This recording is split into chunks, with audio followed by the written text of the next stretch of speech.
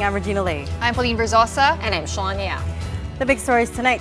Former Executive Secretary Lucas Bersamin speaks up, insisting that he did not resign and was instead told to go through a phone call. And Anti-Graft Court Sandigan Bayan has raffled off the first cases to be filed against Zaldico, DPWH officials, and SunWest directors in connection with the substandard project in Oriental Mindoro. And First Lady Liza Araneta Marcos and sister-in-law Senator Amy Marcos disown social media code cards attacking each other, but leave people wondering, are they throwing shade at each other?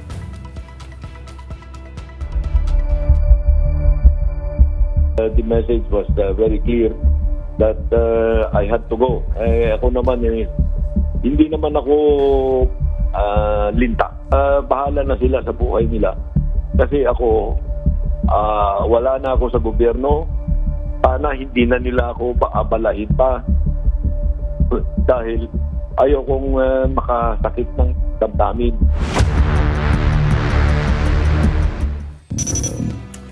Former Executive Secretary Lucas Bersamin has spoken up and he wants to make it clear that he did not resign, but he was replaced at very short notice too. He also defended his grandnephew, former Undersecretary Adrian Bersamin, from allegations that he was the one who facilitated $100 billion in insertions in the 2025 national budget. Despite all this, though, the former executive secretary only has nice things to say about President Bongbong Marcos, who he says should remain president. Here's tonight's big story. Both officials respectfully offered and tendered their resignations out of delicadeza. Monday, November 17, Palace Press Officer Claire Castro confirmed the departure of Executive Secretary Lucas Bersamin and Budget Secretary Amina Pangandaman from the Marcos cabinet.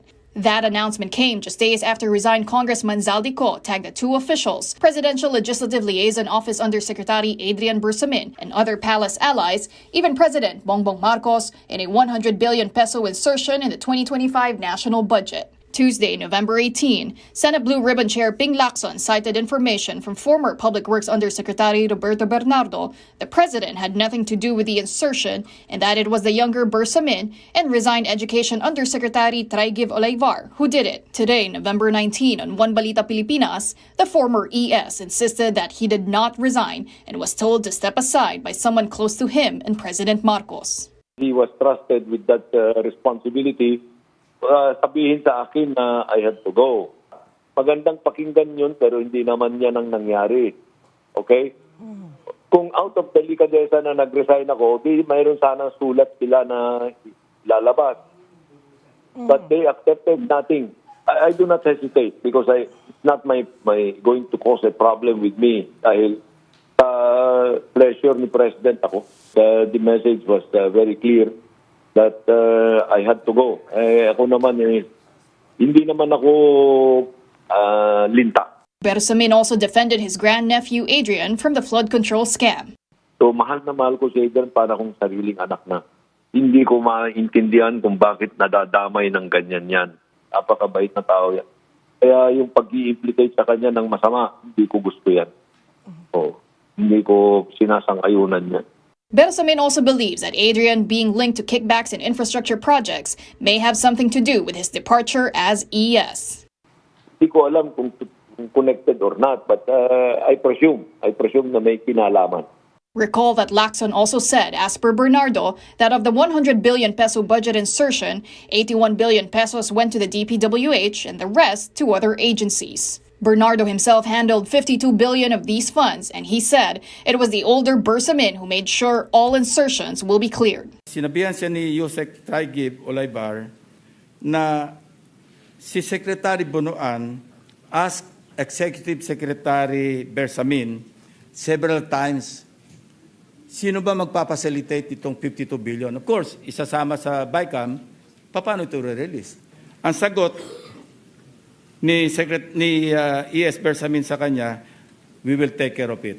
Sila na raw ang bahala kung paano ayusin yung 52 billion. But here's what Lucas Bersamin had to say about the allegation. Bakit ba sasabihin yan? Triple hearsay yan. Kahit na sino ang mag-connect sa akin dyan, hindi nyo dapat paniwalaan yan. Saka hindi ko kausap yung mga yan na sinasabing kausap ko, like Mr. Bernardo. I will not allow myself to be dragged into anything na hindi ko naman ginawa or wala naman akong pakialam. Oo. So, I will be able to defend myself very easily.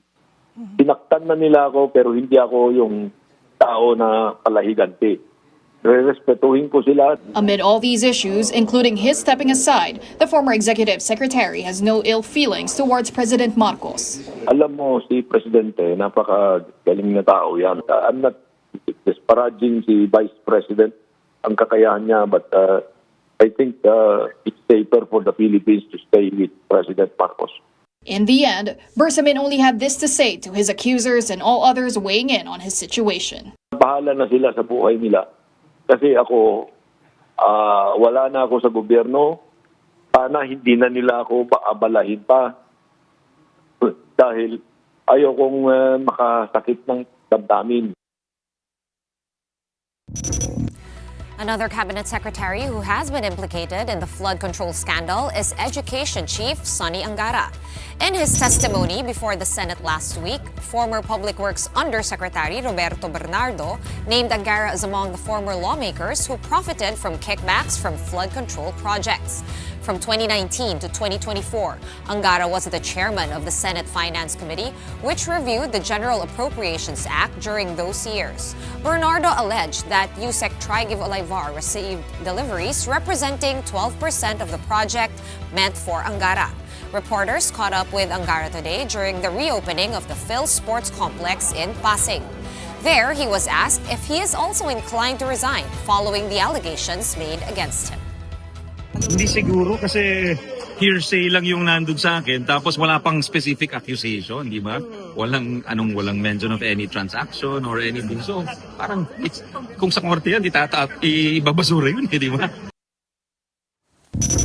Meanwhile, the cases filed by the Ombudsman against former Congressman Zaldi Co, several officials of DPWH Region 4B, and the Board of Directors of Co Sunwest Corporation have now been raffled off to the Sandigan Bayan's divisions.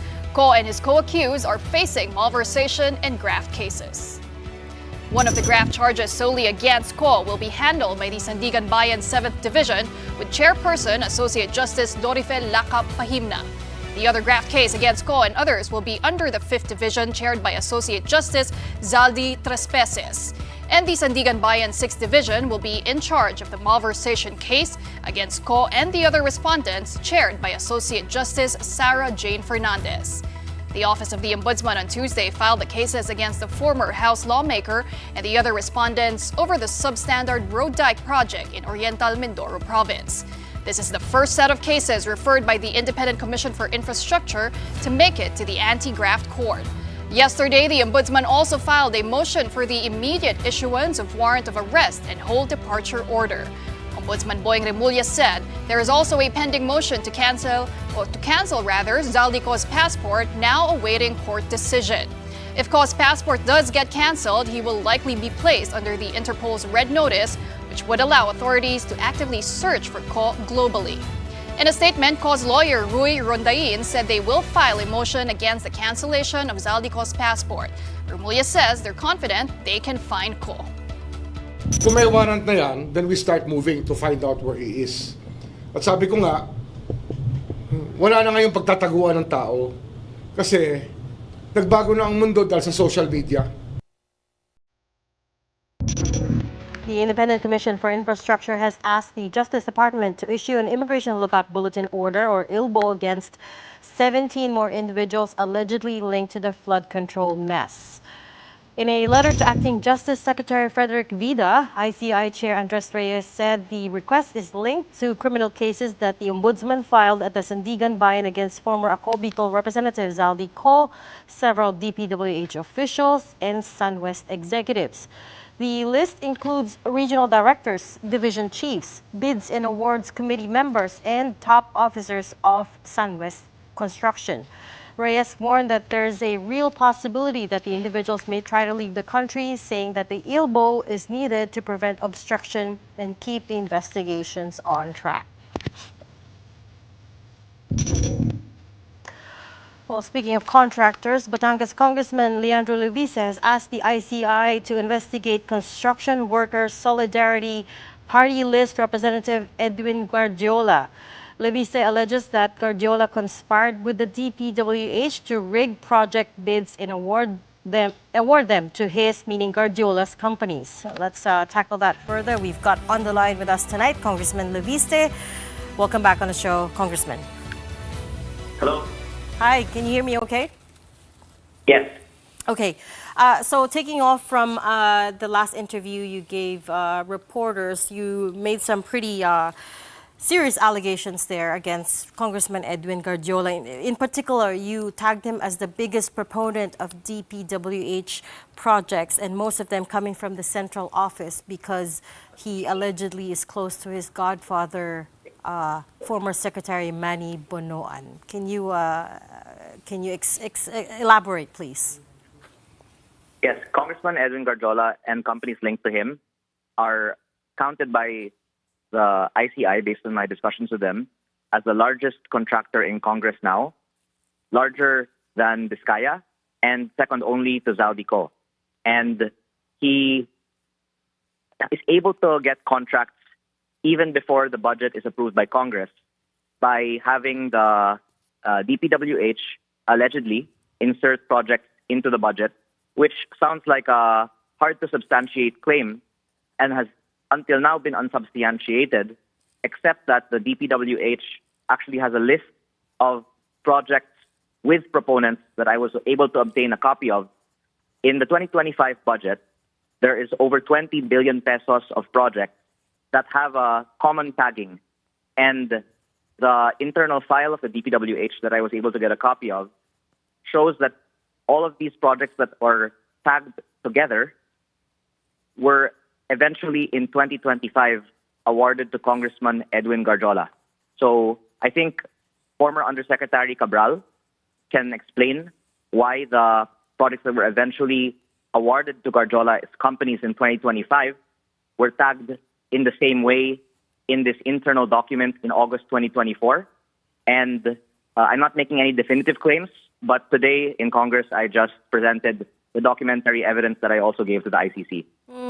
This DPWH list that you're talking about, is that an official list, the list of proponents that you mentioned, is that an official list, and how did you get a hold of that? Because you're right, a big missing part of this puzzle is there's no paper trail to tag the proponents of the insertions to the individuals.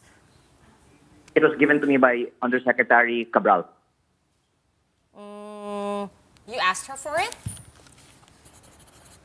In So- September. In December. So Yusek Cabral gave you September. that September. in September. So Yusek Cabral gave you that that list September this year.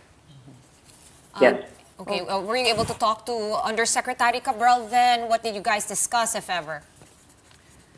I actually would want her to explain why the projects are tagged in a similar way. And it's something that I think is very important for the country to know more about, because I learned that the ICI's focus is on ghost projects with around 30 billion pesos in value, which are around 1% of the DPWH budget.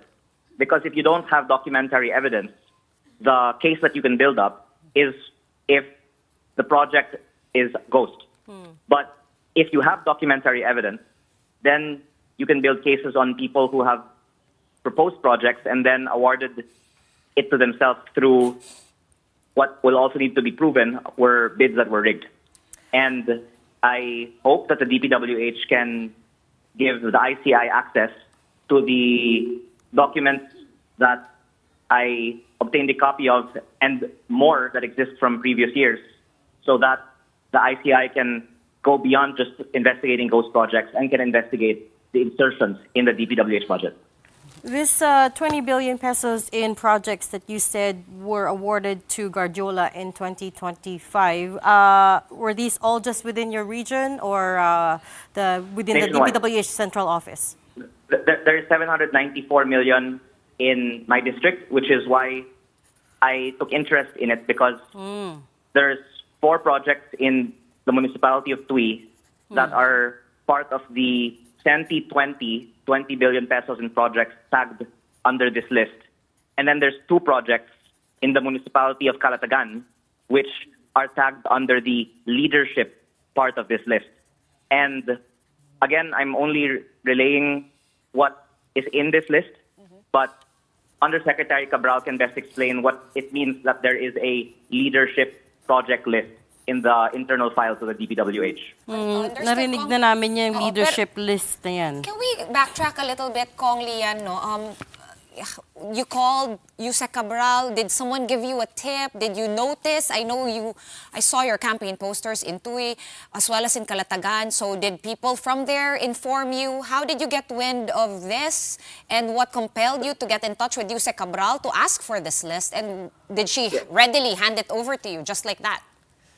The files are in the DPWH central office, and the inquiries that I had began actually right after the election, when I wanted to learn about the budget of each legislative district to hopefully see how we can reform the system of allocating budgets. I met Yusek Cabral, I think, first time in June, and then whenever she came to Congress, I would follow up with her on more data. And after Secretary Bonoan resigned at the end of August, I thought that there was a risk that if the list not be obtained before the departure of what are now the former officials of the DPWH, then it might forever be lost. So I am thankful that she released to me the list in September. And I actually had assumed all this time that the ICI had it, because it really should be the starting point of the investigations of the ICI. But having visited the ICI yesterday and talking with former Secretary Commissioner Singson for the first time about this topic, Secretary Singson told me that when they began, they were only given mostly printed copies of files and not lists of proponents. Someone else in the ICI told me that they actually cordoned off the office of Undersecretary Cabral. And when they eventually entered the office, the computers were no longer there. Well, actually, Congressman, when you went to the ICI yesterday, they also told you that this is the first time they're seeing that document. But as early as now, what are some of the cases or the obvious violations you think can be filed against Congressman Guardiola? I would leave it to the justice system to determine how to proceed with the evidence that is gathered. But I think on the part of Congress, what we can do is call on the DPWH to release the files of Undersecretary Cabral, and for Congress to also release what Congressman Toby Chanco has been calling on, which is the list of proponents for insertions in the House. But what I think was surprising is that even in the 721 billion pesos of the 2025 National Expenditure Program, there are already proponents on the line items of what should be the budget that originates from DPWH. And Kong Lian, you did also mention that you talked to some of your colleagues over at the House of Representatives, and they confirmed to you that they also had experience with Congressman Guardiola kung saan nagaganap nga itong bentahan. There are offers to park projects in their districts in exchange for parking fees. Tell us more about how that's being done, and did you also have first-hand experience with that? Yes, I did. And I'm thankful that Rappler did an investigative piece that was relying on the information from many congressmen, but I was the only one who did so on the record. But that if you were to privately ask many members of Congress, they will also share the same experience, that Congressman Guardiola is quite sociable and quite proactively offers to download funds into people's districts. In my district, there is, again, 794 million pesos in the 2025 budget that was downloaded by Congressman Guardiola through, if I can just say why I can say that, because 280 million of that is being implemented by S.Ang Construction, which is on paper owned by his family, and 514 million pesos of that is owned by a company that is not his on paper, but that he told me about, because when it ran into some issues with the engineers of the local government of Tui, Batangas, he asked that I help them accept the asphalt specifications for the road. And I asked him if he could refrain from paying the 5% parking fee for the 514 million pesos of contract. And he said that he already gave the 5% or maybe 24 million pesos parking fee to my opponent in the last election before the elections. So I am bringing this to light now because I'm thankful that the public wants change on the system for allocating projects in the DPWH. Currently, even if a congressman doesn't want to partake in these kinds of things, it's actually going to be at the detriment of getting budget for your district because there are people like the one I'm describing who control big portions of the budget and will actually then not put budgets into your district if you do not participate in the system that they have created. This, so let me come back to this DPWH list that was given to you by former USIC Kathy Cabral. Did you give a copy of that to the ICI? Because, of course, they are at this point the only ones in position to really conduct an investigation on this and, verify its authenticity. Just to be transparent, I have been asking the House if I can do so. And I was told that anything that I do or say in relation to Congressman Edwin Garjola is fair game, especially because it pertains to my district because companies linked to him are implementing projects in my district. But to give all of it to the ICI is something that I have to still ask the House if they will endorse my doing so. May I ask, And Kong, if not the ICI, then can you submit all of that evidence to the House Ethics Committee then? He is after all your colleague. Yes, I think it's more something for the Public Works Committee to call on the DPWH to release it to the public. It's not about something that one individual has. It exists, and it is government created, and is of interest to every Filipino citizen. So, I think more broadly than the 20 or so billion pesos of pre-ordered projects that I am pointing out, I think that it would be of the national interest that we be transparent on the files that are in the computers in the DPWH. That's what I wanted to ask you, Kong Lian. Looking at this list that is in your possession, can you automatically discern that, all the mga rackets and whatnot that's going on just by looking at that list that's in your hands? Or So this is an internal file of Undersecretary Cabral's office, and many of the terminology are under their own codes. But there are some codes that are quite explicit, like leadership, and others are under the name of the proponents themselves. So I think it would be good to release this information to the public and let the people draw their own conclusions based on this information. Do you know for sure at this point that the companies that were mentioned, Redicon Trading and Construction and S-Ang Construction and General Trading, are owned or somehow have links to Congressman Guardiola? Do we know that for certain right now? Yes, S-Ang is on paper owned by his family, and Redicon he talked to me about. And people ask why am I talking about this subject specifically? Because this is my first-hand experience on a contractor parking project in my district. What did he say to you about Redicon? Well, he asked that we make the local government accept that it's asphalt, even if the flood-prone rural area is better suited for concrete. And the project, by the way, is around 50 million pesos per kilometer. And I think the effect of this is that instead of getting 20 kilometers, TUI is only getting 9 kilometers or so. So just to put in context the impact of all of this, it's that the people are getting maybe half of their money's worth for the projects that are being sold the budgets of in the DPWH. And the project is in your district? Where was it? Yes. Yes. Tui. TUI and Calatagan. Oh, so those two that you mentioned earlier, Tui and Calatagan. So let me see if I got this straight. Congressman Guardiola spoke to you personally asking you to intervene in those projects and Yes, asking you. because the municipal council opposed that it is asphalt because pag umulan, madaling masira ang asphalt sa bukid. And they said that it was bid out as asphalt. And as it turns out, DPWH has just decreased the construction material price of asphalt by around 50%. Yes. So it turns out that the reason why asphalt was highly preferred is because that had a bigger overpricing than concrete. It had to be the better solution, the better material would be concrete, not asphalt.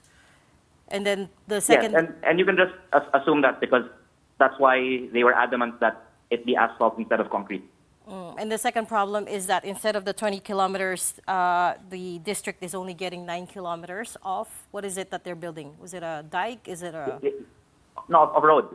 And A road, I'm saying that okay. because it's 9 kilometers of asphalt with some concrete. But if it's 50 million per kilometer, then if you instead did it for 20 to 25 million per kilometer, then the 9 kilometers would be 20 kilometers.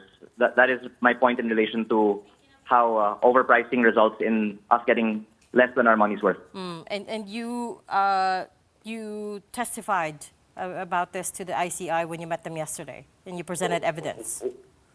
Well, overpricing doesn't need a testimony because that's just based on market data. But the documentary evidence that I am referring to is the proponents that are in the list of the DPWH. So I have shown them, and they have gone over the list, and they take it very seriously. I wonder actually what their conversations with the DPWH are about actually getting copies of it. But I wouldn't be surprised if the answer now is that the files have been lost because what they told me is that the computer of Undersecretary Cabal was no longer there when they entered the room. How many? Didn't Very quickly. ICI get the computer already? No, they told me that Di the na first time namahanap. that they were allowed in to the office, the computers were no longer there. Very quickly, Kong Lian, how many contractors are you seeing that are linked to Guardiola, directly or indirectly, or both? I think there's primarily 2 that are under his name, and then a bunch of ones that were previously used but no longer used that are under his name. And there are at least 3 that I know of that he uses, or I believe the practice is that they borrow the licenses of to qualify for certain bids that they otherwise wouldn't qualify for. Yeah. But the difficulty of tracing it is that he's also known to be a big buyer and seller of projects. And it's hard to pin down then who he sold contracts to. If he's not necessarily the one who's implementing them, but that he made an advance to get the rights to a project and then sold it before it was actually implemented. Well, Kong Lian, in order to Sorry, let this... I have to cut the interview short because we have run out of time. But we'll pick this up with you another time, Congressman Leandro Leviste of Batangas. Thanks so much for talking to us tonight. All right, we're just going to take a quick break, but coming up, let's see how much President Marcos and Vice President Sara Duterte are worth as they give the public access to their 2024 salaries. The big story returns in just a bit. Keep it here on One News.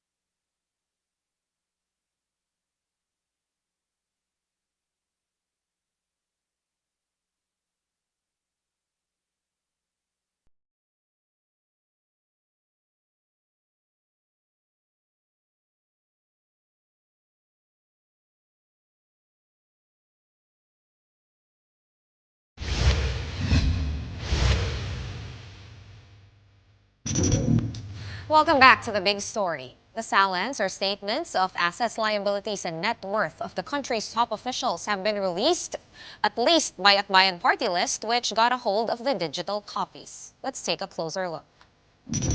President Bongbong Marcos declared a net worth of over 389 million pesos in his 2024 SALN based on the Civil Service Commission rules on the filing of SALNs. But he also attached in his filing an appraisal by Cuervo Appraisers Incorporated, which puts his net worth at 1.37 billion pesos. The big discrepancy has mostly to do with the value assessment of his real estate assets, of which he declared 21, including agricultural and residential land. For her part, Vice President Sara Duterte declared a net worth of 88.5 million pesos in her 2024 SALN. That's an increase of over 17 million pesos from her 2023 net worth of 71 million. Her declared assets include ones jointly held with her husband, Man Scorpio, and their children. We also took a peek at the SALN of former President Rodrigo Duterte, who declared a net worth of 37.3 million pesos in his 2022 SALN. This is an 8 million increase from 2016 when he first assumed the presidency. All of the former president's real estate assets are in Davao per his declaration. Meanwhile, Duterte appointee, former Ombudsman Samuel Martires, declared a 78.1 net worth in his 2024 SALN. Now in other news, the COMELEC says it will issue a show cause order against Senator Rodante Marcoleta next week over inconsistencies in his 2025 Statement of Contributions and Expenditures, or SOSE. COMELEC has begun cross-checking the sources of candidates in the 2022 and 2025 elections off the back of the investigation into contractors who donated to politicians. Asked why Senator Marcoleta was first up, COMELEC Chair George Garcia said the senator has publicly acknowledged that he did not declare some contributions. Under Section 99 of the Omnibus Election Code, candidates must declare all campaign-related spending and donations. Still on Marcoleta, he and Senator Kiko Pangilinan debated the jurisdiction of the ICC during the budget hearing for the judiciary for 2026 this afternoon. Pangilinan is the sponsor of the said budget, which is currently sitting at over 67 billion pesos. Marcoleta was questioning whether the rules of the International Criminal Court can supersede that of the Constitution, especially when it comes to the arrest of a Filipino citizen. This comes after Ombudsman Remulla's revelation that the ICC arrest warrant for Senator Bato de la Rosa will be issued very soon. Because ICC is not a state, and we have our own constitution. And there is, for example, a warrant of arrest issued by the ICC. But under our constitution, no person shall be deprived of life, liberty of property without due process of law. Which will prevail, the ICC or our own constitution? Yes, as earlier manifested by the court administrator, the extradition treaty, the extradition rules does not apply to the ICC, but there may be other international conventions or agreements that the Philippines is party to that may apply. But again, they have not identified which of these possible conventions, which of these conventions, if any, would be applicable. Wala naman international conventions, Mr. President. As a matter of fact, the Philippines just withdrew from the Rome Statute. Anong basis nila ngayon? Ang nakalagay po sa ating, meron po tayong batas Republic Act 9851 po yata yun, if I'm not mistaken. Na pwede mo lamang i-process for extradition or surrender or whatever it is. First of all, what is the difference between surrender and extradition? Except for the spelling, Mr. President. Okay, at this point, let's bring in our second guest. We're talking to retired Major General Romeo Poquis. He's the convener of the United People's Initiative, the group that organized the rallies at the EDSA People Power Monument.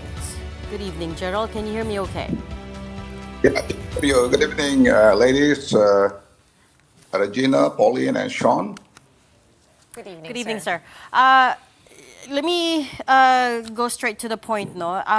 Yes, last night we Yeah. had Rear Admiral Roy Vincent Trinidad with us, and he had suggested, well, not suggested, but he said that they are looking into the possibility that the rally that you organize is foreign funded.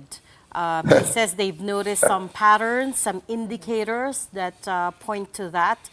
Can I have your response, please? Yeah, that is actually a preposterous claim by the armed forces, by this General or Admiral Roy Vincent Trinidad. We don't have any foreign funding as funder, as he claimed. All So, our, the logistics were provided by donations by private persons, by volunteers. We never, even solicited, but they just helped us. No foreign funding whatsoever. They have intelligence funds. They should know. They don't. They're claiming such, which is actually destroying our organization. Yes, but just to, patay mali siya lang, no, General Pokis, and I'm sorry I have to ask this, but is it possible there's an organization that donated money and you just, sometimes we don't really know also where that organization got the money from, and possibly that's one of the things that the Rear Admiral could be referring to? Or do you know everybody who donated? Are these all friends, businessmen? Yeah, some of these are, friends of friends. We don't know them personally, but we accept donations for food and the tents and generators and all the others. In fact, we were not even able to feed all of our attendees of the rallies. So the claim that there's foreign funding for this is absurd and unbelievable for the armed forces. but Rear Admiral Trinidad said that they noticed unusual administrative and logistical support for the UPI rally, including large-scale catering. Meron po ba kayong catering? May nag-provide ng food, grupo, tulong-tulong sila, So, hindi naman kami actually ang bumili niya, nag-provide niya. There are just, donors who, organized and provided some of the food. Hindi naman lahat na pakain, eh. That's the reality, So, hindi naman yung, of course, for food such as this. Kailangan mo i-cater talaga. Alangan namang, although we also have some, yung food trucks na pwede ng food. Pero i-cater mo talaga yan. Alam mo na hindi. Are you willing to share with us, General, just about how much you were able to fundraise and how much was spent on the two-day rally para lang matapos na yung issue? No, very, very, very minimal. Wala nga kaming pera eh. Yung lahat yan provided in kind, yung mga support sa amin. Very minimal yung cash, only for, minor, admin requirements. But for the logistics, the food, everything, the stage and all the other sounds, these are provided in kind. Actually, General, kagabi, Rear Admiral Trinidad also pointed to the CCP's United Front Works Department, who he said operates very discreetly. They infiltrate society, the government, and they operate within. But would you say that retired generals are vulnerable to foreign interception? Me, our group, interception? What kind of interception are you referring to? To China. What interception? So Communications or what? Persons? I don't understand. I'm sorry. yes, John. Actually, hindi po niya specify, but he said na he pointed to China Communist Party's United Front Works Department, who operates quite discreetly. So he said, kung gagawin man nila yun, it's going to be very discreet. We never, itong si Admiral Trinidad is speaking on me really because, I answered that very, very, comprehensively on Facebook. Yung mga accusations na sa akin na ako daw ay defeatist, alarmist, and, betraying my country for, trying to be friends with China. Hindi naman, again, it's be comprehensive to discuss it here, but being friends with the China and the US is sinasabi ko hindi lang China, Pilipino tayo. Friends tayo ng China, friends din ng US. Ganun sinasabi ko, hindi yung friends lang China and then Parang ganun sinasabi niya. Kaya nga, he's trying to insinuate na we are receiving funding from China. We never took anybody from China or any whatsoever related with China. Yun ang pinipos niya eh. That's why unbelievable, you know. It's so unprofessional for the armed forces to be saying stuff as this. Na hindi nila bine-verify. They have this huge intelligence funds. Tapos hindi nila alam na may foreign funding ba yun o wala. They should know their facts. Don't make accusations as that. This is destroying organization, especially for an armed forces that has been, you know, known for its integrity. The other issue, General, is the former AFP Chief of Staff, General June Esperon, was also seen at your rally. Can you confirm, did you invite him and did he have an official role there? Yes, General Speron and many other retired generals are part of our group, you know. We are legitimate U.S. citizens. We are retired and we are expressing legitimate grievances against government. There's nothing illegal in what we do. We are just ordinary citizens trying to, you know, voice out not only our frustrations but also our anger on this massive, pervasive and, you know, unconscionable corruption in our society and our government. So he is a member of UPI? Yes, correct. Kasi sabi niya he didn't have an official role there. Yeah, it doesn't have, he supports us, you know, he's not actively working with us in the, you know, but he is part of us. You're absolutely right. Of course, voicing your frustration is very much your right, and calling on the president to resign is also your right. But where it gets a bit dangerous is, you know, the officials want to charge you with inciting to sedition. Allegedly, there are calls, there are movements behind the scene calling on the AFP to withdraw their support for the president. Is that true that you've been doing that? Yeah, you know, we're voicing our legitimate grievances. If they view it as inciting to sedition, we do not view it as inciting to the sedition or rebellion. We're just, you know, ordinary citizens trying to voice out our, you know, our frustrations and our anger, our rage on this corruption in government. Is it true that you have tried asking or talking to General Romeo Browner and trying to convince him to withdraw support for the administration? I did that, but you know, that is all for him. That you know, it's like saying you resign or you Marcos resign. That is his option, whether he accepts the suggestion or not. So it's all up to him. You know, we are not inciting armed rebellion or inciting people to take up arms. Those are inciting to sedition rebellion. But what we're saying is Marcos resign and withdraw support are not seditious. Yeah. General, just to confirm, medyo nag-choppy po ng konti and we want to be absolutely sure we heard you correctly. Did you speak to General Browner even before no September rally or any point since then? No or yes? The core group of the United People's Initiative talked with General Browner in September 20. That's before our September 21 rally here at Gate 4 in Campanguinaldo. But we never talked about him withdrawing support. Then we were only pressing to him the sentiments of the people, of the soldiers, you know, and the common people. Nothing short of that. But this time, with the disclosures of you know, was this Saldico, and on the night of the rally, here comes Senator Amy Marcos, you know, detailing the, you know, the drug addiction of the president, and the people, we cannot anymore control the people to express their, you know, the outrage and their call for Marcos to resign, the president to resign, and for the armed forces to, you know, go with the people and, you know, possibly withdraw support. Actually, General... Sorry, this time around you did ask General Browner to withdraw support. Yes, during our rally, yeah, last night. So you said it on stage? Ganun po ba nagyari? General Poc is like... Or did you talk to him obviously not face-to-face, right? Just making a general call. Yeah. Okay. Yes, okay.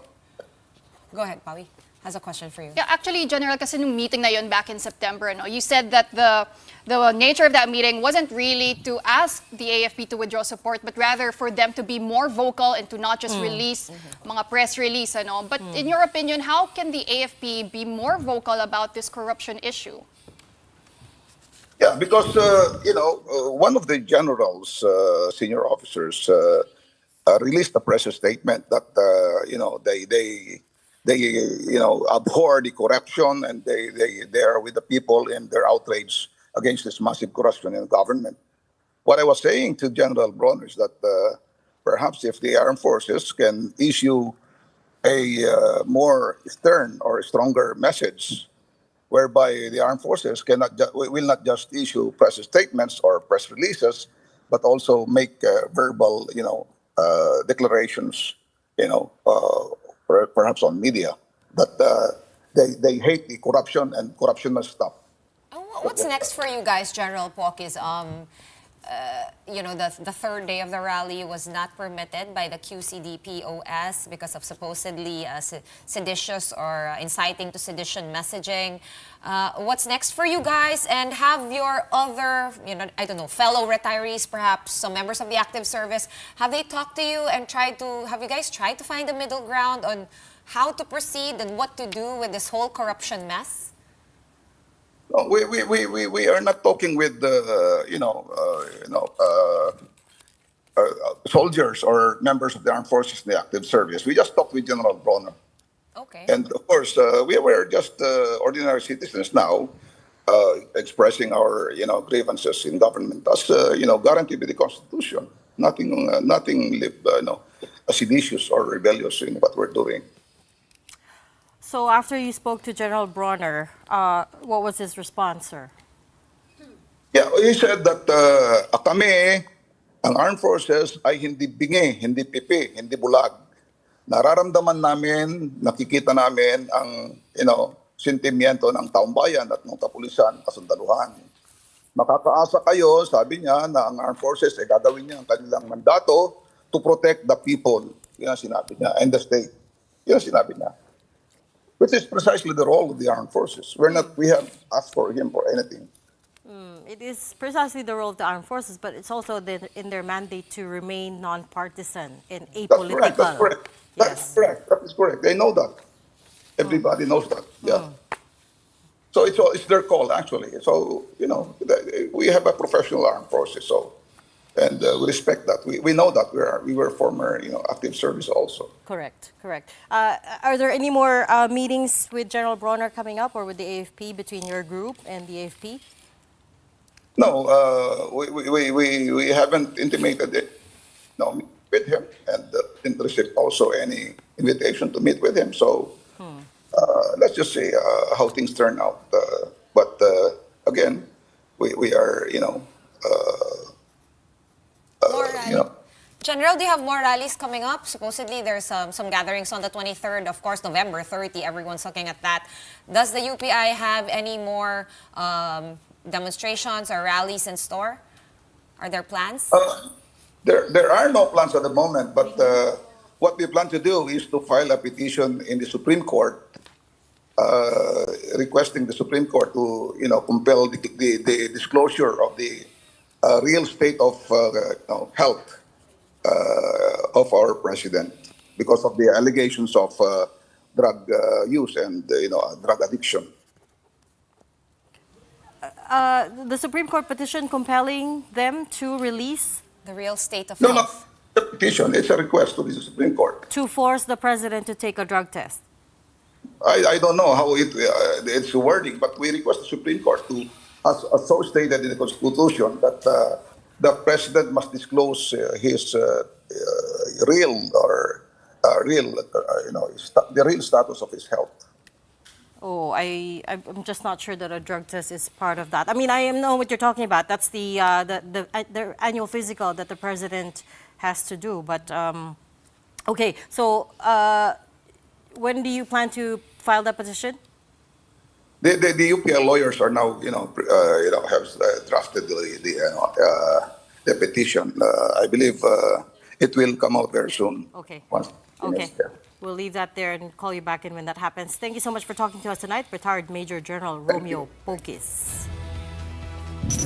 And we are pausing for another very quick break, but when we return, First Lady Liza Marcos and Senator Amy Marcos are putting out disclaimers online, dousing perceptions of a word war, but they're still throwing shade. That and more when the big story returns. Keep it here.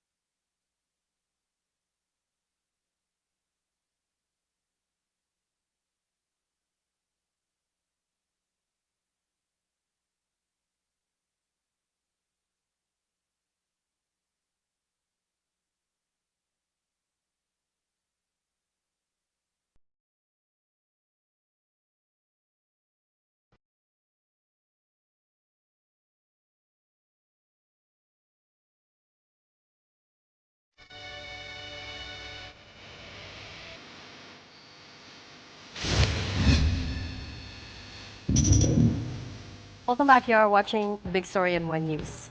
The Senate staged a necrological service for one of its longest-serving lawmakers, the former Senate President Juan Ponce Enrile. Enrile's remains were met by honored guards and incumbent senators headed by Senate President Tito Soto. In the eulogy, former President and now Congresswoman Gloria Macapagal Arroyo honored Manong Johnny for his contributions from the martial law era of former President Ferdinand Marcos Sr. to up to when GMA herself was president and she had to declare martial law in Maguindanao after the 2009 massacre. One of Enrile's co-accused in the PDAF scam, Senator Jingo Estrada, called JPE a mentor and a friend. Estrada recalled how Enrile helped his father, former President Joseph Erap Estrada, understand the circumstances of his ouster back in 2001, as well as the bond that they shared when they both got detained. And neophyte Senator Robin Padilla also eulogized JPE, recalling how he was very generous in sharing his time and knowledge. And meanwhile, Katrina Ponce Enrile announced that her father will be laid to rest on November 22 at the Libingan ng mga Bayani. And the bitter Marcos family drama shows no signs of abating soon, with the presidential wife and sister appearing to take swipes at each other online, even as both claim to be calling out fake news.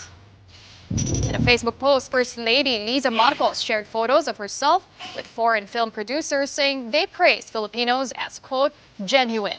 Her caption also read, "Only in the Pinas you will find a plot full of holes and actors who can't deliver, and a climax that leaves entire communities underwater. Let's not even talk about fake news." Now, in a follow-up post, Liza flagged a quote card as fake. It said she would not argue with Aimee out of respect for former First Lady Imelda Marcos. The supposedly fake card ended with, "Yang statements mo, fake, kasing fake ng mukha mong retokada." Hours later, Senator Aimee Marcos also posted a quote card seemingly in response to Liza's. It read, "Ipinilit kita sa kapatid ko kahit maganda lahat ng ex niya. Ikaw ang pinaka-ugly with the biggest tummy full of drugs and wine." All of these posts came just days after Senator Aimee Marcos publicly accused her brother, the president, and his wife of abusing illegal drugs at the Iglesia ni Cristo rally. Palace Press Officer Claire Castro later blasted Aimee's speech, calling it scripted. Halata namang scripted. Tignan niyo yung papel niya, gano'ng kakapal. Binasa niya pa. So, ibig sabihin, coordinated ang moves nila. Desperado para masira ang Pangulo. Sino ipapalit niya? Yun ang tanong natin. Sino ipapapalit niya? Si VP Sara?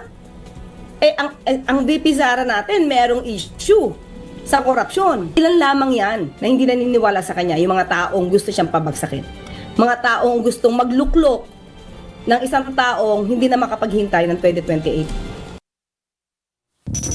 And amid a family feud that's gone very public, replete with accusations of drug use, plus budget insertions, it's business as usual for President Bongbong Marcos. For our big picture tonight, it's the chief executive giving a barbell a try as he inspected the newly renovated Phil Sports Complex. He attempted the lift during his tour of the facility's new gym at its reopening earlier today. The revamped complex now features rebuilt and modernized amenities, including upgraded athlete dormitories, a sports museum, and an athlete's dining hall. There are new administrative offices too, unveiled just days before the country hosts several major international sporting events.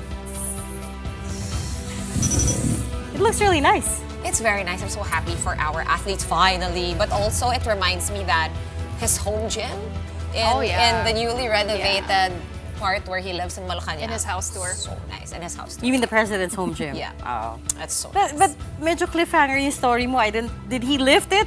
Or Wala, yung picture nakaganon eh. But he had good form. was he able to lift it? Diba, Pawi? Maganda yung form niya. Wait, ano bang yung host nating mga major? Tanong na lang. I know we're hosting the futsal competition. Oh, yes.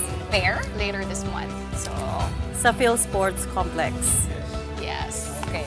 Okay, and that will do it for us here on The Big Story this midweek. Thank you so much for watching. We are back here tomorrow at 7:30 p.m. We'll see you then.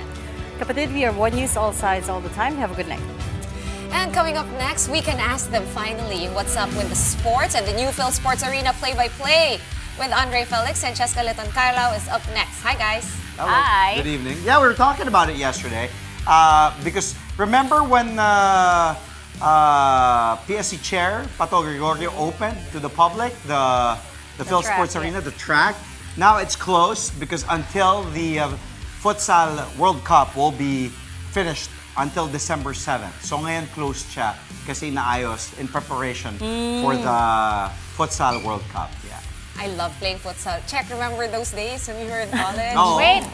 Sean was, I Ano? think, team manager Oh, futsal. of the men's football team. Oh, wow. Yeah, we had the You and- co-ed. I think, Yes, I if was, I remember was. correctly. Bakit siya Yes. team manager ng men's? Bakit Para hindi? hindi ako kailangan mag-PE. Bakit hindi? Hindi, baka... Exempted ka because you're like part of the team. Hindi, baka... But I'm not a man, so I couldn't. But there's women's futsal